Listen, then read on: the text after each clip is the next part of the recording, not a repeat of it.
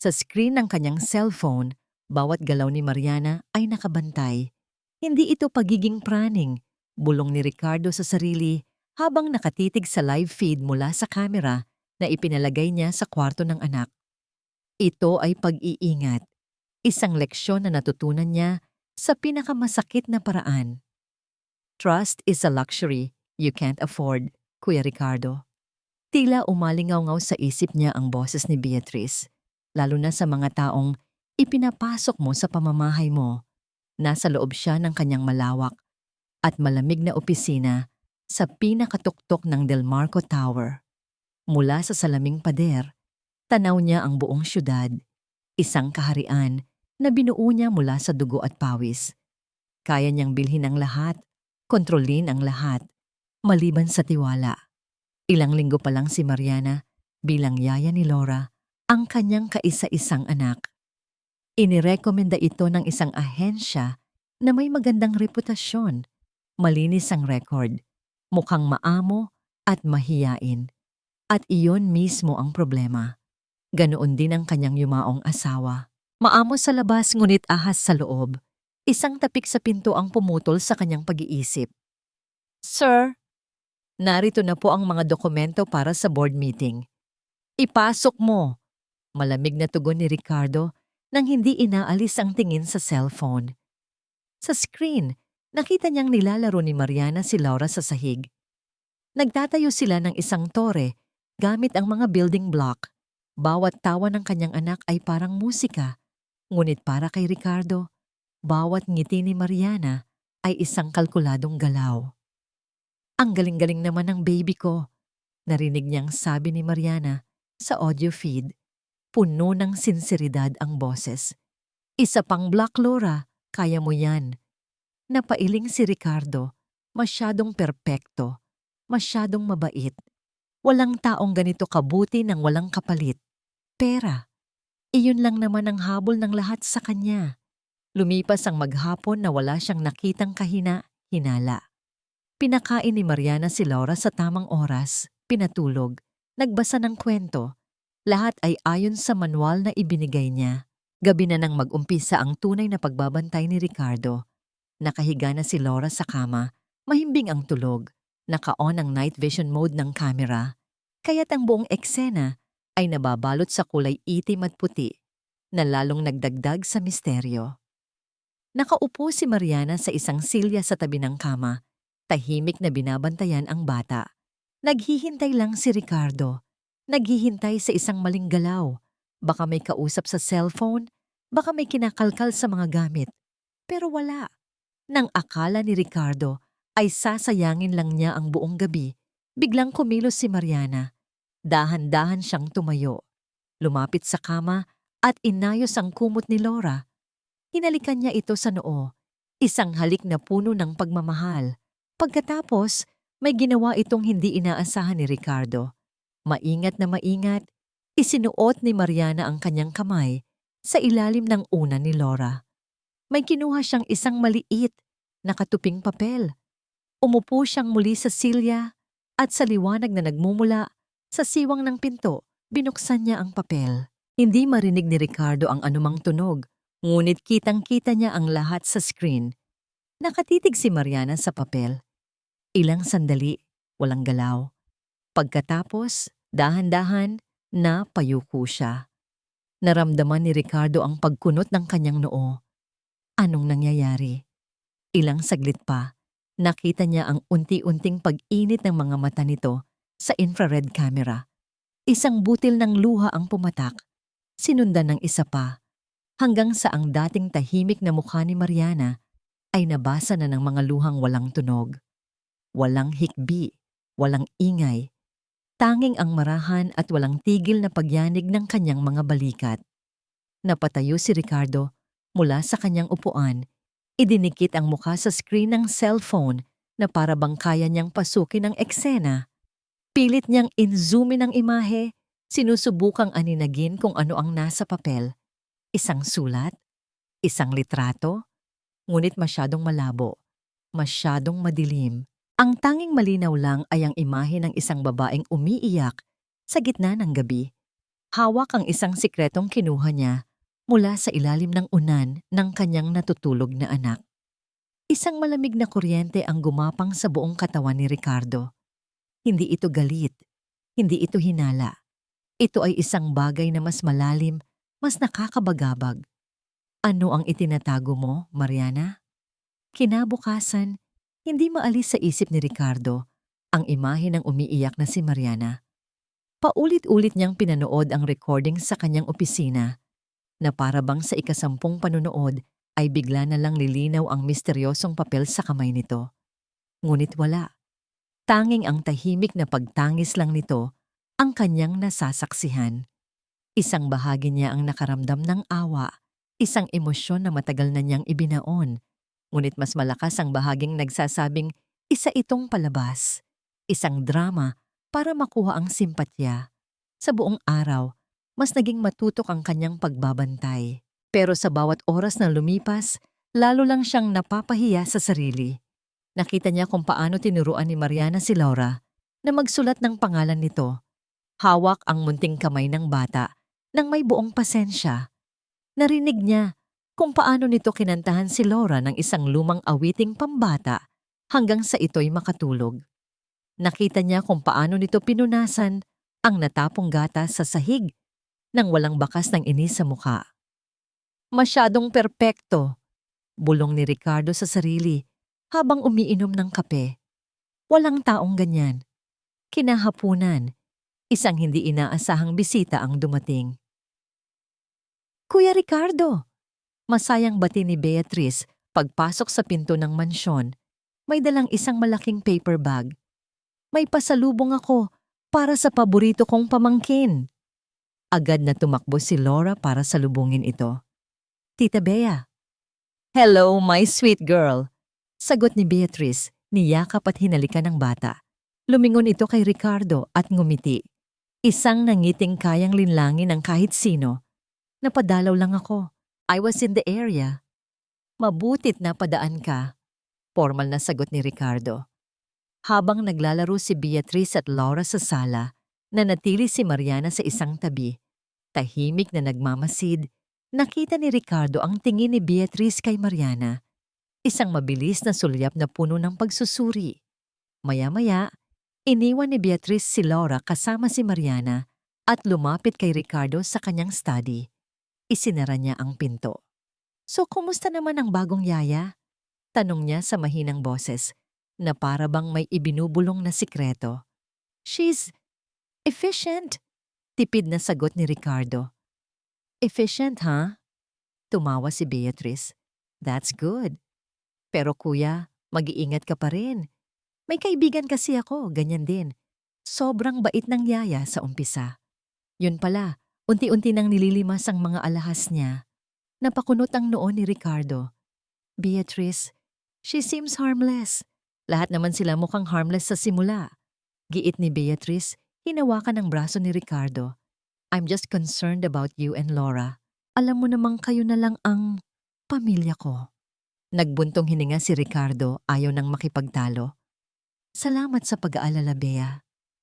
Walang anuman. Ngumiti itong muli. Bago ito lumabas ng pinto, bigla itong huminto. Ay, oo nga pala. Kanina, noong pumasok ako sa kwarto ni Laura para iwan yung laruan, napansin ko yung diamond bracelet ni Ate Cassandra sa ibabaw ng kanyang dresser. Biglang tumibok ng malakas ang puso ni Ricardo. Ang pulseras na yon ay ang paborito ng kanyang yumaong asawa. Napakaganda pa rin. Patuloy ni Beatrice na may tonong puno ng nostalgia. Pero kuya, baka mas magandang itago mo na lang yun sa safe. Alam mo na, mahirap na. Baka matukso ang kung sino man. Pagkaalis ni Beatrice, naiwan si Ricardo na gulong-gulo ang isip. Ang NOC doc ng duda na sinimulang itanim ni Beatrice ay unti-unti nang kumakalat sa kanyang sistema. Imposible, sabi ng isang bahagi ng kanyang isip. Pero paano kung totoo? Sabi naman ng isa pa, hindi na siya nakatiis. Umakyat siya sa kanyang master's bedroom. Sa likod ng isang malaking painting ni Amor Solo ay naroon ang isang state-of-the-art na safe. Pinatakbo niya ang kanyang mga daliri, sa digital keypad at pagkatapos ng isang malakas na pag-click, bumukas ang makapal na pinto nito. Nakahilera sa loob ang mga velvet box ng alahas ng kanyang asawa. May kaba sa kanyang dibdib. Hinanap ng kanyang mga mata ang isang partikular na kahon. Ang kulay asul na lalagyan ng paboritong pulseras ni Cassandra. Kinuha niya ito. Mabigat. Puno. Nakahinga siya ng maluwag. Ngunit nang buksan niya ang takip, wala itong laman. Ang tanging naroon ay ang ukas sa pelus, kung saan dapat nakalagay ang kumikinang na pulseras na diamante. May nag-iba sa pakikitungo ni Sir Ricardo. Ilang araw na itong nararamdaman ni Mariana. Ang dating formal ngunit magalang na amo ay napalitan ng isang taong tila laging may tinitimbang sa kanyang isipan.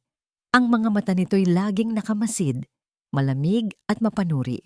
Hindi na ito nagtatanong tungkol kay Laura. Ang mga utos ay ibinibigay na lang sa pamamagitan ng mga katulong.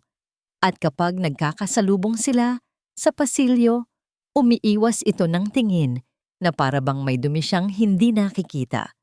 Sinubukan itong isantabi ni Mariana. Marahil ay may problema lang sa trabaho. Marahil ay pagod lang. Ayaw niyang mag-isip ng masama. Ang mahalaga ay ang kanyang trabaho at ang alaga niyang si Laura na nagbibigay liwanag sa malungkot niyang mundo. Isang hapon, habang masaya niyang tinutupi ang mga maliliit na damit ni Laura sa kwarto nito, biglang bumukas ang pinto. Pumasok si Ricardo at sa likod nito ay nakasunod si Beatrice, may kakaibang nangiti sa mga labi. Ang mukha ni Ricardo ay kasing tigas ng bato.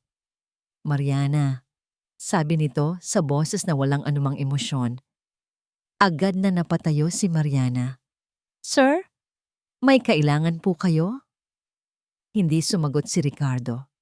Sa halip, iginala nito ang mga mata sa kabuuan ng silid-tulugan ni Mariana na konektado sa kwarto ni Laura. Isang maliit at simpleng kwarto na naglalaman ng lahat ng ari-arian niya sa mundo. May nawawalang mamahaling bagay sa pamamahay na ito, diretsong sabi ni Ricardo. At bilang patakaran, kailangan kong inspeksyonin ang kwarto ng lahat ng empleyado. Simulan natin sa'yo. Napatanga si Mariana. Ang mga salita ay parang suntok sa kanyang sikmura.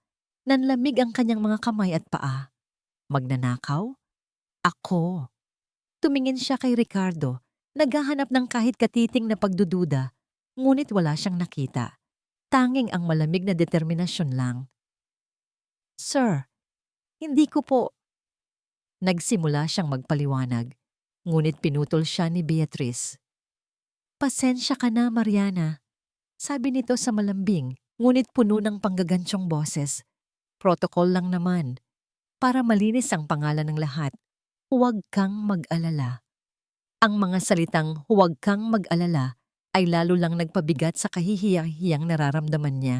Walang nagawa si Mariana, kundi tumabi at manood habang ang kanyang amo, ang taong pinagsisilbihan niya, ng buong katapatan, ay sinimulang halongkatin ang kanyang mga gamit. Binuksan nito ang maliit niyang aparador. Hinalughog ang iilang piraso ng damit. Tiningnan ang luma niyang Biblia. Ang mga sobre ng perang ipapadala sana niya.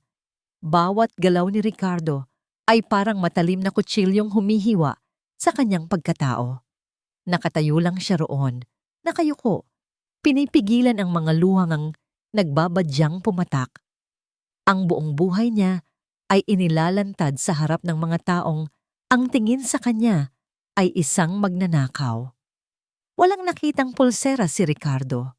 Isang bahagi niya ang nakahinga ng maluwag, ngunit agad ding sinakmal ng bagong kaba nang makita niya ang direksyon ng tingin nito. Ang kama niya, ang unan niya.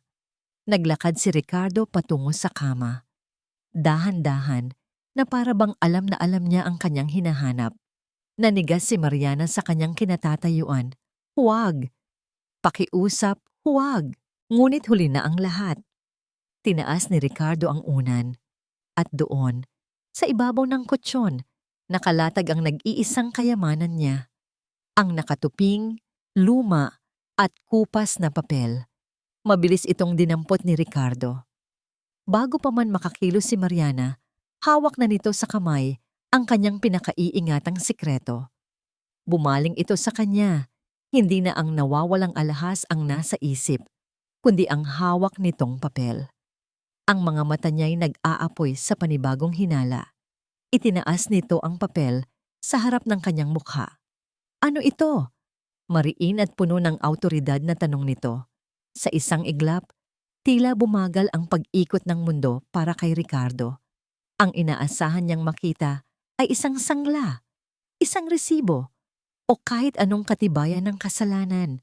Ngunit nang buklatin niya ang papel, hindi mga salita ang sumalubong sa kanya, kundi isang mukha, isang litrato. Kupasin, lukot sa mga gilid at naninilaw na sa katagalan. Nasa litrato ang isang batang babae, mga 4 o 5 taong gulang, nakangiti ng pagkatamis-tamis habang nakaupo sa isang duyan. Ang kanyang buhok ay nakatali sa 2 koleta at sa kanyang mga mata ay may kislap ng purong kaligayahan. Ngunit hindi iyon ang nagpatigil sa paghinga ni Ricardo. Ito ay ang pamilyar na mukha ng bata. Ang mga mata, ang ilong, ang paraan ng pagngiti, para siyang pinagbiyak na bunga ni Laura. Magkamukhang magkamukha sila na kung hindi lang sa kupas na kulay ng litrato, aakalain niyang si Laura ang naroon. Biglang naglaho ang lahat ng galit at hinala sa puso ni Ricardo.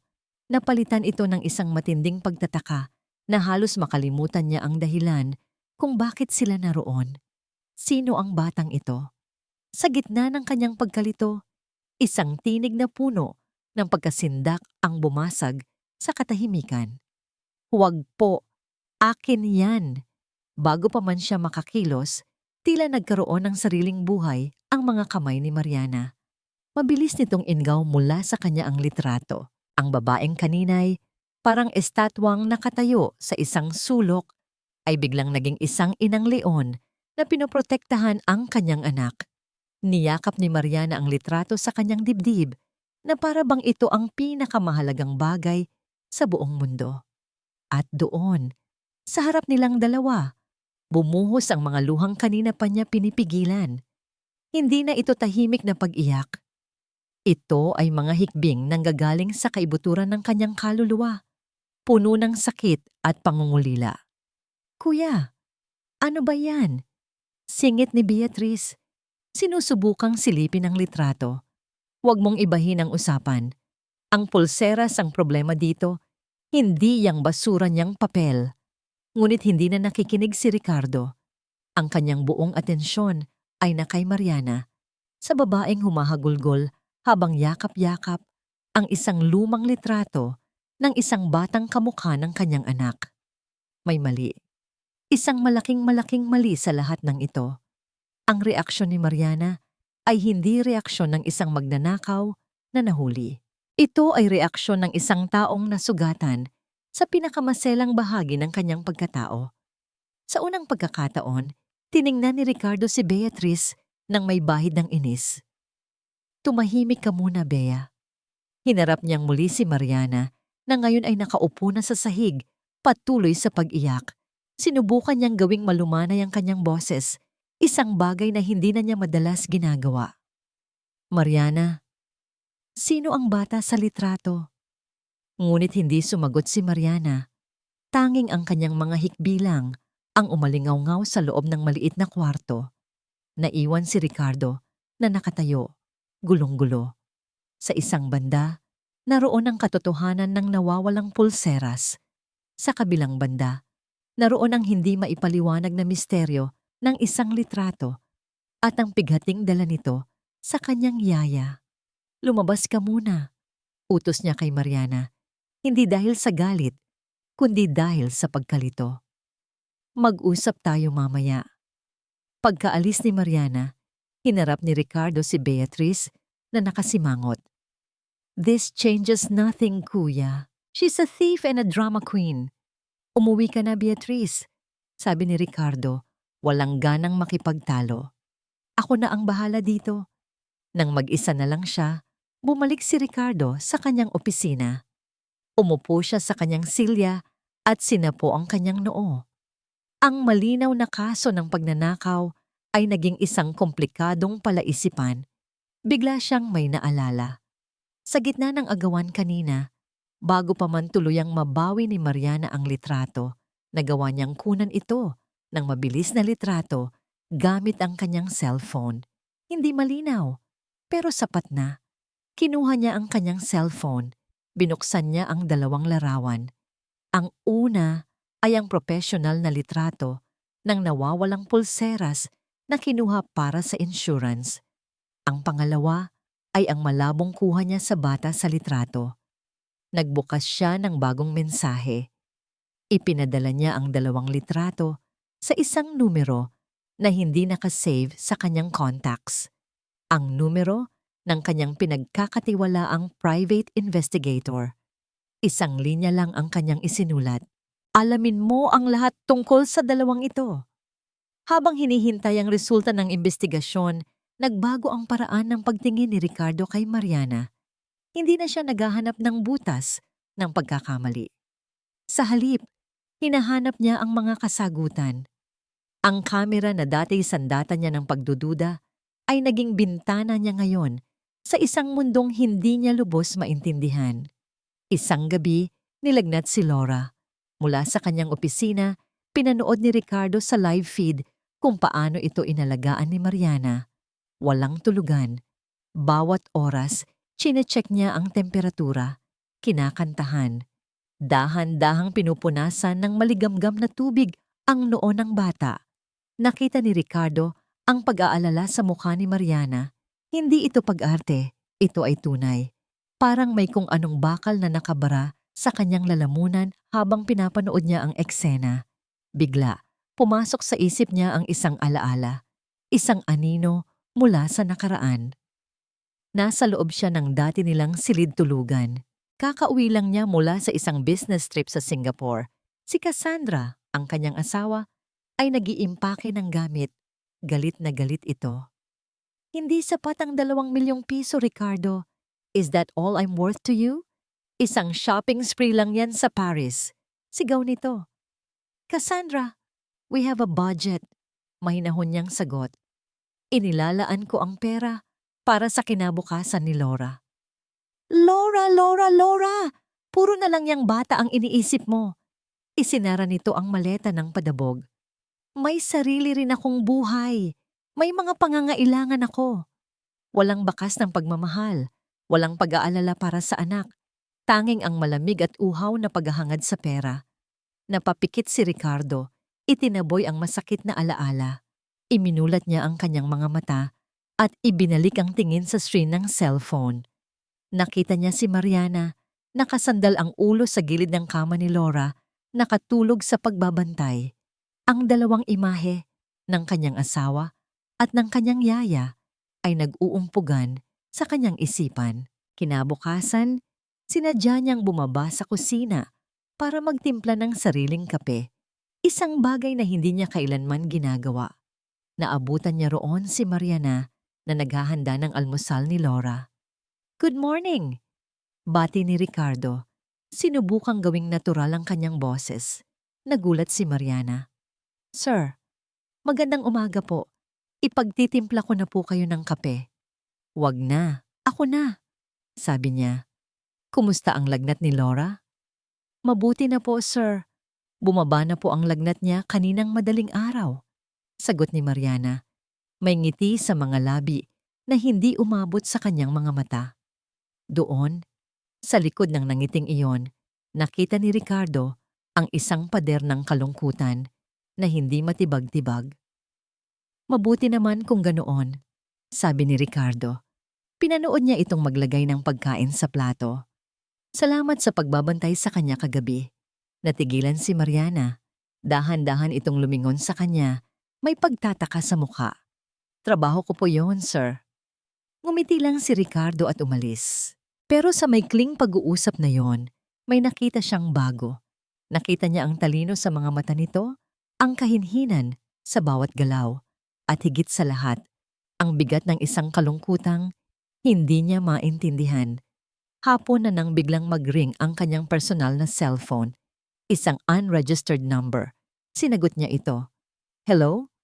Sir, si Marco po ito," sabi ng boses sa kabilang linya. Ang kanyang private investigator. Agad na napaayos ng upo si Ricardo. "Anong nalaman mo?" "Sir, may lead na tayo sa pulseras," sabi ng investigador. Isang online seller ang sinusubukang ibenta ito sa black market under a dummy account. Pero na-trace namin ang IP address at ang bank account na konektado dito. Huminga ng malalim si Ricardo. "Kanino?" Nagkaroon ng sandaling katahimikan sa kabilang linya bago sumagot si Marco. "Sir, ang account ay nakarehistro sa pangalan ni Beatriz Del Marco." Parang bombang sumabog ang pangalan sa pandinig ni Ricardo. Si Beatriz, ang pinsan ng kanyang asawa, ang taong pinakanagdiin kay Mariana. Nanlamig ang buo niyang katawan habang dahan-dahang naglapat ang mga piraso ng palaisipan. Bago pa man siya makapagsalita, muling nagsalita ang investigador. "Sir, may isa pa po. I just sent you an email. Urgent po ito. Tungkol sa litrato." Pinatay ni Ricardo ang tawag. Halos nanginginig ang kanyang mga kamay habang binubuksan ang kanyang email. Nakita niya agad ito. Isang bagong mensahe mula kay Marco. Ang subject, urgent. Regarding the photograph, nag-aalangan siyang i-click ang attachment. Bumilis ang tibok ng kanyang puso. Nang sa wakas ay binuksan niya ito. Ang lumabas sa screen ay hindi isang profile o isang record. Ito ay isang lumang police report ng isang aksidente. Ang bawat salita sa police report ay parang isang suntok na bumabaon ng dahan-dahan sa sikmura ni Ricardo. Nakalagay doon ang petsa, October 17, 5 taon na ang nakalipas. Ang lokasyon, isang provincial highway sa Laguna. Ang uri ng insidente, vehicular accident, hit and run. Ngunit ang mga sumunod na detalye ang nagpayanig sa buong mundo ni Ricardo. Pangalan ng biktima, Angela Reyes. Edad, 5 taong gulang. Pangalan ng ina, Mariana Reyes. Si Angela, iyon pala ang pangalan ng batang nasa litrato, ang anak ni Mariana. Napatingin si Ricardo sa screen ng kanyang laptop kung saan bukas pa rin ang live feed mula sa camera. Nakita niya si Mariana at Laura na magkasamang nagdodrawing sa sahig. Tumatawa si Laura habang si Mariana naman ay matiyagang nagtuturo. Ang imahe ng kaligayahan sa screen ay isang matalim na kabalintunaan sa trahedyang nababasa niya sa police report. Ipinagpatuloy niya ang pagbabasa. Bawat pangungusap ay lalong nagpapabigat sa kanyang paghinga. Ayon sa report, tumatawid daw sa pedestrian lane si Mariana kasama ang kanyang anak nang biglang may isang humaharurot na 10-wheeler truck na nawalan ng preno. Itinulak ni Mariana ang kanyang anak palayo, ngunit huli na ang lahat. Nahagip si Angela. Dead on arrival. Ang driver ng truck ay tumakas, hindi na natagpuan. Nanginginig ang mga kamay ni Ricardo habang ini-scroll down ang pahina hanggang sa marating niya ang pinakahuling bahagi ng report.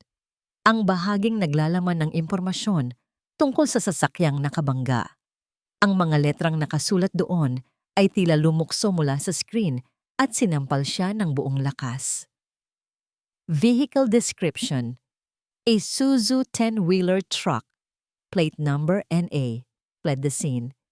Registered owner, DL Marco Logistics, a subsidiary of Del Marco Group of Companies. Paulit-ulit na binasa ni Ricardo ang pangalan ng kanyang kumpanya. Del Marco Logistics, Del Marco Group of Companies ako. Hindi maproseso ng kanyang utak ang impormasyon. Ang babaeng pinaghinalaan niya. Ang babaeng pinagbintangan niyang magnanakaw. Ang babaeng hinusgahan niya ng walang kalaban-laban. Ay biktima pala. Biktima ng isang trahedyang ang may kagagawan ay ang mismong korporasyong pag-aari niya. Parang umikot ang kanyang opisina. Ang tanging naririnig niya ay ang malakas na kabog ng sarili niyang dibdib. Paano nangyari ito? Paano'y hindi niya alam? Libo-libo ang kanyang empleyado, daan-daan ang mga sasakyan, isang maliit na kaso sa probinsya 5 taon na ang nakalipas. Malamang ay inayos na lang ito ng kanyang legal team gamit ang pera, isang settlement na hindi na umabot sa kanyang lamesa, isang kaso na ibinaon sa limot ng lahat. Maliban kay Mariana, para sa kanya, hindi ito isang kaso. Ito ang araw na winasak ang kanyang buhay. Napatingin siyang muli sa screen ng cellphone. Si Mariana, ngayon ay inaayos ang buhok ni Laura. Ang mga kamay na yon. Ang mga kamay na yon ang nag-alaga sa kanyang anak. Ang mga kamay na yon ang nagpunas ng luha ni Laura. Ang mga kamay na yon, iyon din ang mga kamay na sumubok iligtas ang sarili niyang anak mula sa isang truck na may pangalan niya. Isang malakas na tunog ang umalingaw-ngaw sa opisina. Napatingin si Ricardo sa kanyang kamay na ngayon ay nakakuyom sa ibabaw ng kanyang mamahaling mahogany desk. Sa sobrang diin ng kanyang pagkakatama, nabasag ang salamin sa ibabaw nito at ang mga piraso ay kumalat na parang bituin. Hindi niya naramdaman ang sakit. Ang tanging nararamdaman niya ay ang bigat ng isang kasalanang hindi niya alam na dala-dala niya sa loob ng 5 taon. Tumayo siya, naglalakad-lakad sa loob ng opisina na parang isang hayop na nakakulong sa hawla. Galit, pagsisisi, hiya, lahat ng emosyon ay naghahalo-halo sa kanyang sistema. Ano ang gagawin niya? Paano niya haharapin si Mariana? Paano niya sasabihin ang katotohanan ito? Sa gitna ng kanyang pagpapanik, biglang tumunog ang kanyang cellphone. Si Beatrice. Hindi niya sana ito sasagutin, ngunit sa isip-isip niya, ito na ang tamang pagkakataon para tapusin ang lahat ng kasinungalingan nito. "Hello!" Sagot niya, ang boses ay puno ng bagsik. Ngunit hindi ang karaniwang masiglang boses ni Beatrice ang kanyang narinig. Sa halip, ito ay isang boses na puno ng pag-aalala at pagkasindak. Isang pekeng pagkasindak. "Kuya Ricardo, kailangan mong umuwi ngayon din." Sigaw nito, humihikbi sa kabilang linya. Si Mariana, may ginawa siya kay Laura. Ang bawat segundo sa biyahe pa uwi ay parang isang walang katapusang paghihirap para kay Ricardo. Ngunit sa pagkakataong ito, hindi si Mariana ang pinagdududahan niya, kundi ang sarili. May ginawa siya kay Laura. Ang mga salita ni Beatrice ay umuulit-ulit sa kanyang isip, ngunit wala na itong bigat. Alam na niya kung sino ang tunay na makamandag. Ngayon, ang tanging nararamdaman niya ay takot. Takot na baka sa huling pagkakataon, may magawa si Beatrice na tuluyang sisira sa lahat. Pagpasok niya sa pinto ng mansyon, isang eksena ng kaguluhan ang sumalubong sa kanya. Si Beatrice ay nakaluhod sa sahig ng sala, yakap-yakap si Laura na umiiyak at tila hirap huminga. Sa sahig, nakakalat ang isang nabasag na bote ng gamot. At si Mariana, nakatayo sa isang sulok, maputla ang muka at nanginginig ang buong katawan. Ang kanyang mga mata ay puno ng pagkalito at takot. 2 security guard ang nakabantay sa kanya na para bang isa siyang delikadong kriminal. "Kuya, buti dumating ka." Humagulgol si Beatrice pagkakita sa kanya. "Hindi ko alam kung anong nangyari. Ibibigay ko lang sana ang vitamins ni Laura, tapos nakita ko na lang si Mariana na pinipilit siyang painumin ng maling gamot. Tingnan mo, nahihirapan siyang huminga." Tumingin si Ricardo kay Mariana, naghahanap ng sagot. "Sir, hindi po totoo." Nanginginig na sabi ni Mariana, umiling-iling. "Nagkamali po ako ng kuha ng bote, pero hindi ko po naipainom. Nakita ko po agad. Sir, maniwala po kayo." Bumaling ang tingin ni Ricardo sa 2 bote ng gamot sa sahig. Ang isa ay ang vitamins ni Laura. Ang isa naman ay ang gamot niya para sa allergy na may babalang may cause difficulty in breathing if taken in large doses. Magkamukha ang mga bote, halos magkasing laki. Isang pagkakamali na posibleng mangyari sa kahit sino. Ngunit ang isip ni Ricardo ay hindi na gumagana ng tama. Blanko siya, paralisado. Ang bigat ng katotohanang natuklasan niya sa opisina, ang tungkol sa aksidente, sa anak ni Mariana, sa kasalanan ng kanyang kumpanya, ay parang isang higanting alon na tumangay sa lahat ng kanyang kakayahang mag-isip ng malinaw. Ang tanging nakikita niya ay ang umiiyak niyang anak sa bisig ni Beatrice. Ang tanging nakikita niya ay ang mukha ni Mariana, ang babaeng biktima ng kanyang kapabayaan. Ang tanging nararamdaman niya ay ang nakakabinging bigat ng kasalanan. Gusto niyang maniwala kay Mariana. Isinisigaw ng isang bahagi ng kanyang utak na maniwala. Ngunit ang imahe ng kanyang nahihirapang anak ay mas malakas. At ang kahihiyan, ang takot na harapin ang katotohanan ng kanyang koneksyon sa nakaraan ni Mariana ay mas naging mabigat. Palabasin niyo siya, sabi niya sa mga gwardiya. Ang boses ay walang emosyon, walang buhay. Isang bulong na mas malakas pa sa anumang sigaw. Natigilan ang lahat. Si Mariana, napatingin sa kanya, hindi makapaniwala. Sa kanyang mga mata, nakita ni Ricardo ang pagkabigla na dahan-dahang napalitan ng sakit at sa huli, ng isang malalim na pagkadismaya. Isang tingin na tila tumutusok sa kanyang kaluluwa. Sir, pakiusap. Halos paos na pakiusap ni Mariana. Kunin mo ang mga gamit mo at umalis ka na. Pag-uulit ni Ricardo, hindi makatingin ng diretso sa mga mata nito. Walang nagawa si Mariana. Sa ilalim ng tingin ng lahat, sa gitna ng mga akusasyong hindi niya ginawa, tumalikod siya. Bawat hakbang niya palayo ay parang isang dagok sa puso ni Ricardo. Nakita niya itong pumasok sa kanyang kwarto. Paglabas nito, dala na niya ang isang maliit na bag na naglalaman ng lahat ng kanyang ari-arian.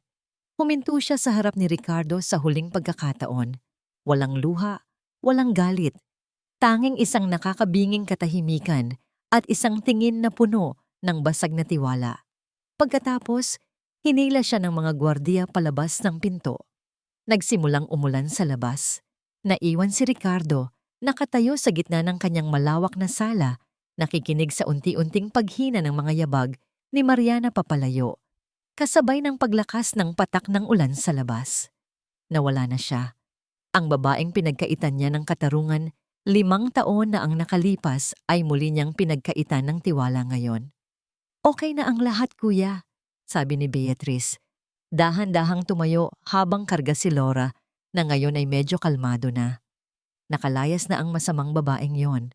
Hindi lumingon si Ricardo. Dahan-dahan na para bang ang bawat galaw ay nangangailangan ng lahat ng kanyang lakas, naglakad siya patungo sa kanyang opisina sa loob ng bahay. Hindi niya pinansin si Beatrice. Hindi niya pinansin ang kahit ano. Umupo siya sa harap ng kanyang computer. Binuksan niya ang folder na naglalaman ng lahat ng recordings mula sa mga security camera. Nanginginig ang kanyang daliri habang ikiklik niya ang play sa recording ng mga kaganapan sa sala.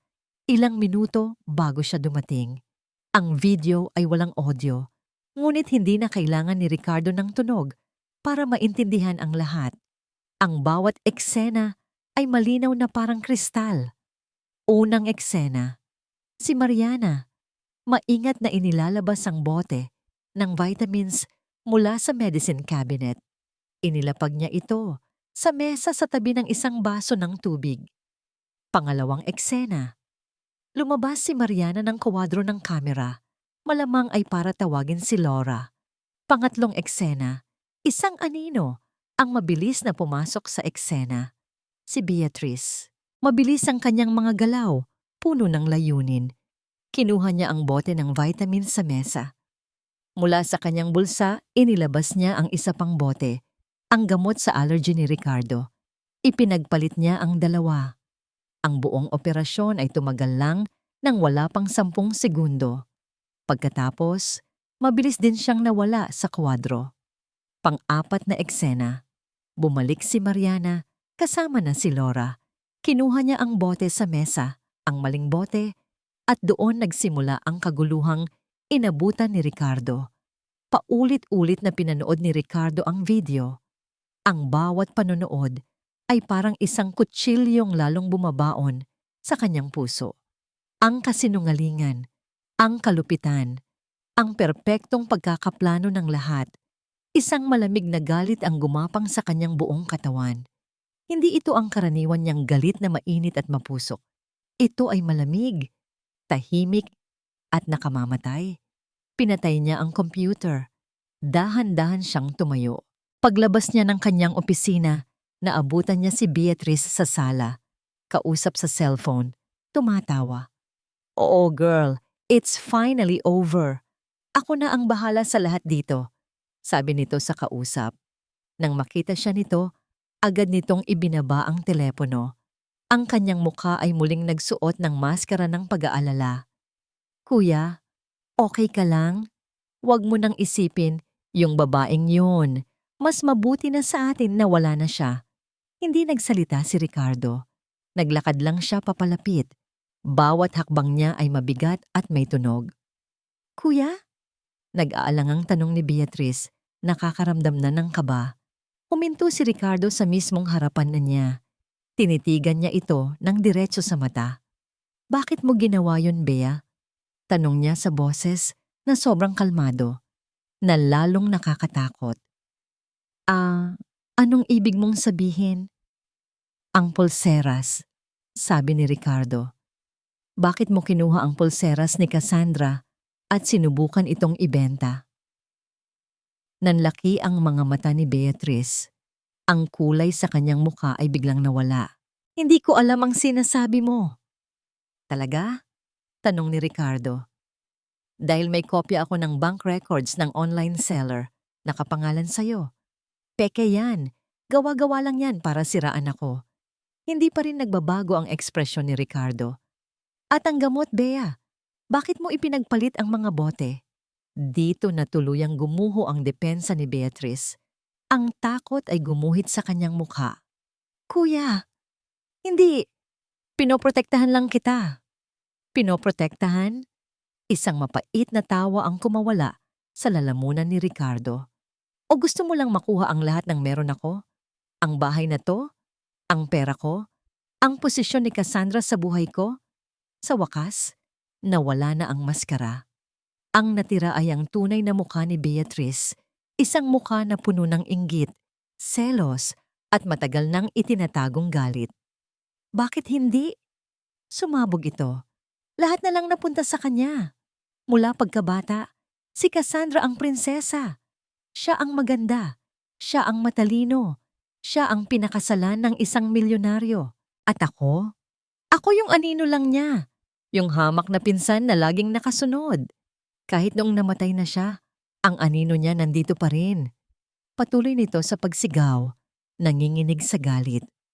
At ngayong may pagkakataon na, sana ako, darating ang isang hamak na yaya at aagawin ang lahat, hindi ako papayag. Nakinig lang si Ricardo. Walang gulat. Walang awa. Tanging ang malamig na katotohanan. Tapos ka na? Tanong niya. Hindi sumagot si Beatrice. Tanging ang kanyang paghahabol sa hininga ang maririnig. Tumalikod si Ricardo at kinuha ang telepono. Security. Kuya, pakiusap. Nagsimulang mamuo ang luha sa mga mata ni Beatrice, ngunit ngayon, wala na itong epekto. Palabasin ninyo si Miss Beatrice Del Marco sa pamamahay na ito. Malamig na utos ni Ricardo sa intercom. At siguraduhin ninyong hindi na siya makakabalik pa. Kahit kailan. Pagkatapos ng ilang minuto, dumating ang mga gwardiya. Walang nagawa si Beatrice kundi magpumiglas. Habang hinihila siya palabas, sumisigaw ng mga sumpa at panunumba. Nang sa wakas ay tumahimik na ang buong bahay, naiwan si Ricardo na nakatayo mag-isa sa gitna ng sala. Ang kasinungalingan ay nalinis na. Ang lason ay naalis na. Ngunit ang bahay ay hindi kailanman naging ganito katahimik. Hindi kailanman naging ganito kawalang laman. May isang taong nawawala. At kasalanan niya kung bakit. Alam na niya ang kailangan niyang gawin. Walang pag-aalinlangan, kinuha niya ang susi ng kanyang sasakyan at mabilis na lumabas ng pinto. patungo sa malakas na buhos ng ulan. Ang ulan ay walang awa. Hinahampas nito ang windshield ng sasakyan ni Ricardo na halos kapantay ng kaguluhang nagaganap sa kanyang isipan habang tinatahak niya ang madilim na kalsada. Saan siya pupunta? Saan niya hahanapin ang isang taong winasak niya ang mundo? Sinubukan niya ang ahensyang pinagkuhanan niya kay Mariana. Sarado na. Sinubukan niya ang terminal ng bus. Walang Mariana. Habang nagmamaneho ng walang direksyon, bigla siyang may naalala. Isang maliit na detalye mula sa isa sa mga recordings.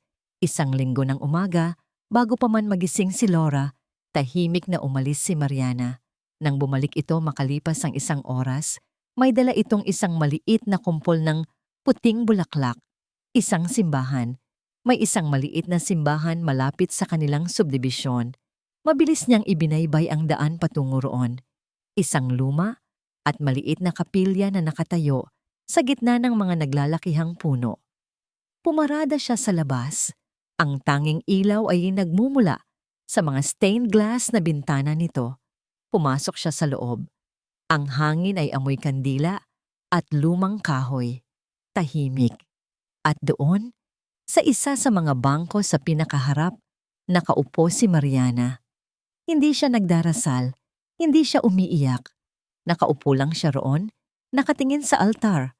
Ang kanyang mga balikat ay bahagyang nakakuba, na para bang pasan niya ang bigat ng buong mundo. Wala na siyang pupuntahan. Pagkalabas niya ng mansyon, sinalubong siya ng malakas na ulan na tila nakikidalamhati sa kanya. Naglakad siya ng walang patutunguhan, yakap ang maliit na bag at ang litrato ng kanyang anak. Ang sakit ng pagbintangan ay humalo sa sakit ng pagkawala. Muli, may kinuha sa kanya ang tadhana. Inakala niyang sa pag-aalaga kay Laura, unti-unti siyang mabubuo, na ang pagmamahal na ibinubuhos niya sa bata ay magiging gamot sa sarili niyang mga sugat. Ngunit nagkamali siya. Dinala siya ng kanyang mga paa sa lugar na ito. Ang maliit na simbahan kung saan niya laging kinakausap si Angela. Dito niya ibinubulong ang kanyang mga pangungulila, ang kanyang mga pangarap na hindi natupad para sa anak. Ngayong gabi, wala siyang masabi. Basag na ang kanyang puso. Pagod na ang kanyang kaluluwa. Tila isang sumpa na habang buhay na siyang mag-iisa. Narinig niya ang marahang pagbukas ng pinto sa likuran, ngunit hindi siya lumingon. Marahil ay isa lang sa mga sakristan. Ngunit ang mga yabag na palapit sa kanya ay mabigat. Pamilyar. Isang anino ang tumigil sa kanyang tabi. Hindi niya kailangang tumingin para malaman kung sino ito. Ang amoy ng mamahaling pabango nito ay sumisingaw sa hangin. Ricardo, anong ginagawa niya rito? Dahan-dahan siyang umupo sa tabi nito. May isang espasyo sa pagitan nila. Ang katahimikan ay nababasag lang ng tunog ng ulan sa labas. Hindi niya alam kung paano magsisimula. Ang lahat ng salitang inihanda niya sa kotse ay biglang naglaho. Mali ako. Sa wakas ay nasabi niya. Ang boses ay halos pabulong, basag. Hindi kumibo si Mariana. Si Beatrice. Pagpapatuloy niya. Siya ang kumuha ng pulseras, siya rin ang nagpalit ng gamot. Napanood ko sa video. Isang mahinang paghikbi ang kumawala kay Mariana, ang unang tunog na ginawa nito mula nang dumating siya. Pero hindi lang yun ang kasalanan ko, sabi ni Ricardo, at ito na ang pinakamahirap na bahagi. Bago pa man mangyari ang lahat ng to, may nagawa na akong mali sa'yo. Huminga siya ng malalim. Naglagay ako ng kamera sa kwarto ni Laura, Mariana. Minanmanan kita dahil isa akong duwag na hindi na marunong magtiwala. Sa pagkakataong ito, dahan-dahang lumingon si Mariana sa kanya. Ang mga mata nito ay namumugto, puno ng sakit at pagtataka. Ngunit hindi pa siya tapos. Kailangan nitong malaman ang lahat. At may isa pa. Nanginginig na sabi ni Ricardo. Ang report ng aksidente. Binasa ko. Nakita niya ang pagbabago sa mukha ni Mariana. Ang sakit ay napalitan ng pagkasindak. Ang truck. Halos hindi na makahinga si Ricardo. Ang truck na! Mariana, patawarin mo ako. Ang truck ay pag-aari ng kumpanya ko, ng Delmarco Logistics. Ang hangin ay tila ninakaw mula sa loob ng simbahan. Nakita ni Ricardo kung paano nawala ang lahat ng kulay sa mukha ni Mariana. Ang bibig nito ay bahagyang bumukas, ngunit walang salitang lumabas. Ang lalaking amo niya, ang ama ng batang minahal niya, ay konektado sa araw na namatay ang kanyang anak. Isang karmang sobrang lupit, sobrang sakit isipin. Dahan-dahan, tumayo si Ricardo mula sa pagkakaupo. Lumuhod sa sahig na semento sa harap ni Mariana. Inalis niya ang lahat ng kanyang pride, ang kanyang yaman, ang kanyang kapangyarihan. Sa sandaling iyon, siya ay isang lalaki lang na humaharap sa pinakamalaki niyang kasalanan. Hindi ako humihingi ng tawad para sa sarili ko. Sabi niya, ang mga luha ay malaya ng dumadaloy sa kanyang mga pisngi. Walang kapatawaran ang ginawa ko. Ang hindi ko pag-alam sa nangyari ay hindi sapat na dahilan. Pero gusto kong malaman mo na gagawin ko ang lahat para itama ito. Para bigyan ka ng hustisya. Para akuin ang lahat ng responsibilidad. Tinitigan lang siya ni Mariana. Ang mga mata ay puno ng nag-uumpugang emosyon. Galit, pighati, pagkalito. Umalis ka? Sa wakas ay sabi nito, ang boses ay mahina, ngunit matatag. Tumango si Ricardo. Tatayo na sana siya, handang tanggapin ang kanyang kapalaran, nang muling magsalita si Mariana. Paano si Laura? Ang tanong na yon, sa gitna ng lahat ng sakit, ang bumasag sa puso ni Ricardo. Kahit sa sandaling ito, iniisip pa rin niya ang kanyang anak. Kailangan kanya Mariana, sagot ni Ricardo. At kailangan din ko kita. Ilang sandali silang nagkatitigan. At sa mga matang iyon, nakita ni Ricardo ang isang kislap. Hindi pa ito pagpapatawad, ngunit ito ay pag-unawa. Nang tumila ang ulan, sabay silang lumabas ng simbahan. Ang biyahe pabalik ay tahimik, ngunit hindi na ito ang dating malamig na katahimikan. Ito ay isang katahimikang puno ng bigat, ngunit may bahid na rin ng pag-asa. Pagdating nila sa mansyon, bumukas ang pinto. Isang maliit na figura ang mabilis na tumakbo palabas. Yaya! Sigaw ni Laura at walang pag-aalinlangang yumakap sa mga binti ni Mariana.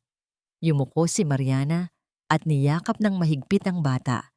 Ipinikit ang kanyang mga mata na para bang si Laura ang kanyang naging kanlungan. Nakatayo si Ricardo sa di kalayuan, pinapanood ang dalawa. Isang pamilyang basag, binuo ng 3 taong sinira ng nakaraan. Lumapit siya. Tumingin siya kay Mariana. Ang mga mata ay puno ng pasasalamat at isang pangakong hindi na kailangang sabihin. Hindi ko alam kung paano, sabi niya sa mahinang boses, pero hahanapin natin ang daan nang magkasama. Tumingin si Mariana mula kay Laura patungo sa kanya. Sa unang pagkakataon, isang maliit, pagod. Ngunit tunay na ngiti ang sumilay sa kanyang mga labi.